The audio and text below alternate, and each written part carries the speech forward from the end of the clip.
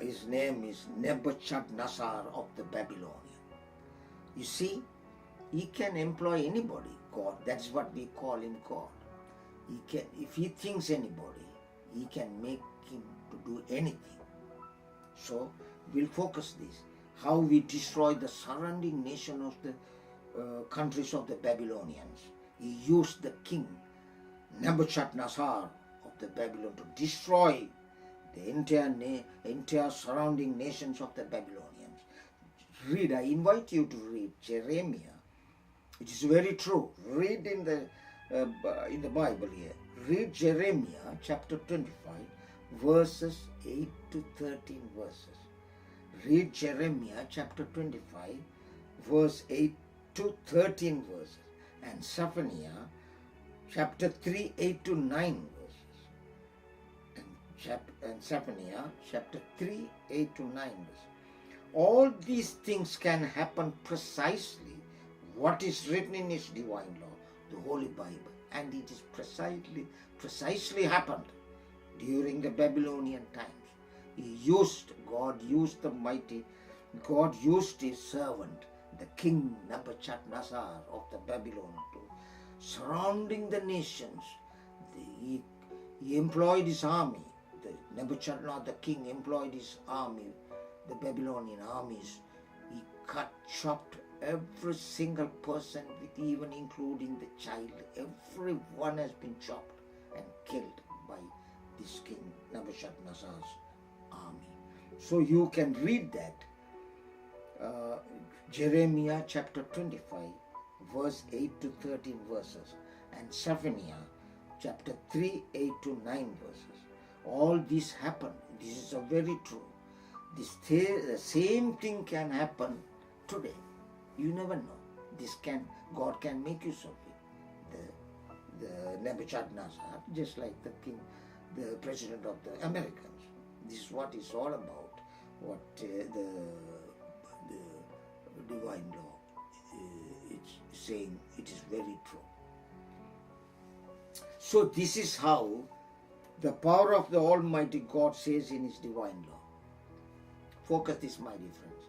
So this is how the power of the Almighty God says in his divine law to all mankind on this earth, to know him, who he is, to know him, who he is through his divine law. There is nothing impossible for him. He is the creator of everything on this earth, the whole universe, the earth, the heaven, everything on this earth. So what a wonderful God is, and what a mighty superpower is. And God reads our hearts and our minds, who we are. God reads our hearts and our minds, who we are. For God's sight, we all are naked to him. Read Hebrews chapter 4, verse 13. Read Isaiah chapters from chapters 42, 43, 40, 44, 45, 46, 47 chapters. Who he is. He is the one and only God. Read Isaiah all chapters 42, 43, 44, 45, 46, 47 chapters.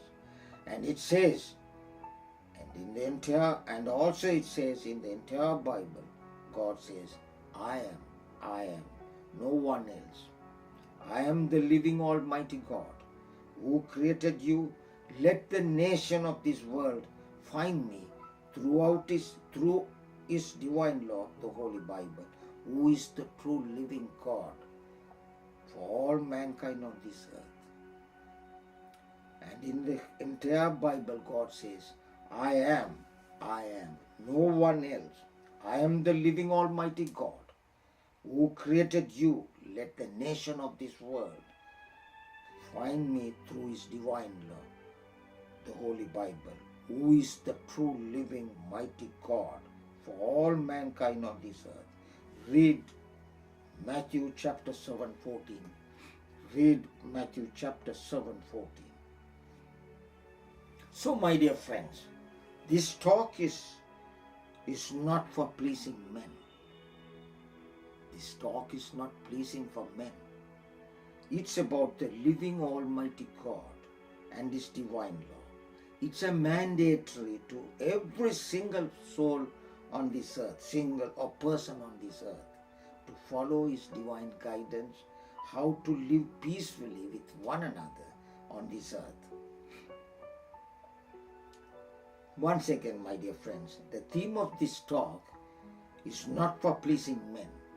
It's about the living Almighty God and His divine law.